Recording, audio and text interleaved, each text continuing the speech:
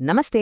ఈరోజు మనం మీడియా మన అటెన్షన్ని ఎలా గ్రాప్ చేస్తుంది, అలాగే ఆధ్యాత్మికతలో సత్యాన్ని ఎలా గ్రహించాలో విశ్లేషిద్దాం. ఈ సోర్సెస్ ప్రకారం మన అజెండా ఇదే. ముందుగా డిజిటల్ వ్యూహాలు, ఆ తర్వాత ఆధ్యాత్మిక వివేచనల మధ్య ఉన్న లింక్ చూద్దాం. చూడండి, ఏ సక్సెస్ఫుల్ వీడియో చాలా కీలకం.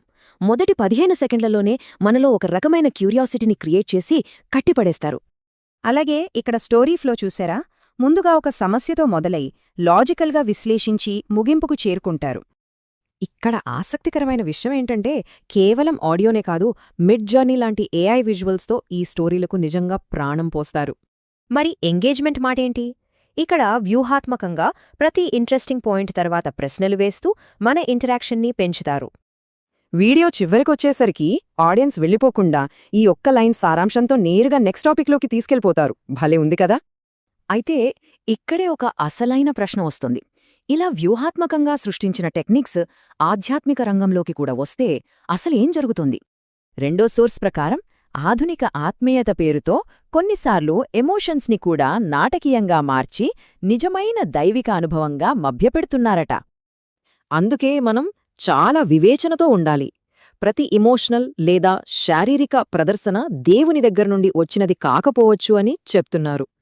ఇక్కడ చూడండి, కృత్రిమంగా సృష్టించే అరుపులు, హడావిడికి, నిజమైన ఆధ్యాత్మికత ఇచ్చే లోతైన శాంతికి మధ్య ఎంత స్పష్టమైన వ్యత్యాసముందో. కేవలం నాటకీయ ప్రదర్శనలకే ప్రాధాన్యతనిస్తూ వాక్య బోధనలు వదిలేసే ఆధ్యాత్మిక నాయకుల పట్ల కాస్త అప్రమత్తంగా ఉండాలని ఈ టెక్స్ట్ వివరిస్తోంది. ఈ మూలం ప్రకారం యేసుక్రీస్తు లాంటివారు అద్భుతాలు చేయడానికి ఎన్నడూ జనాన్ని నెట్టడం, భయపెట్టడం లేదా పెద్దగా అరవడం లాంటివి చెయ్యలేదట. అవును, నిజమైన దైవిక అనుభవం ఎప్పుడూ మానవ స్పృహను కోల్పోయేలా చేయదు. అక్కడ ఎల్లప్పుడూ గౌరవంతో కూడిన పూర్తి అవగాహన ఉంటుందట. అంటే గందరగోళంగా ఉంటూ కంట్రోల్ కోల్పోవడమనేది ఖచ్చితంగా నిజమైన ఆధ్యాత్మిక క్రమశిక్షణకు పూర్తిగా విరుద్ధమన్నమాట. ఇక్కడే మనకు బెరియన్ స్ఫూర్తి కావాలి. అంటే ఎవరైనా బోధిస్తే గుడ్డిగా నమ్మేకుండా లిఖిత సత్యంతో స్వయంగా సరిచూసుకోవాలన్నమాట. నిజమైన దైవిక అనుభవం మన క్యారెక్టర్ ద్వారానే బయటపడుతుంది. అది పాపం పట్ల అసహ్యాన్ని, అందరి పట్ల నిజమైన ప్రేమను పెంచుతుంది.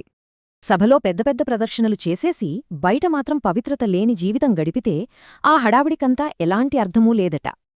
ఫైనల్గా మనం ఆలోచించాల్సిన ప్రశ్న ఒక్కటే: మనం చూస్తున్నది నిజమైన సత్యమా, లేక అటెన్షన్ కోసం సృష్టించిన ఒక ఎమోషనల్ ప్రదర్శన?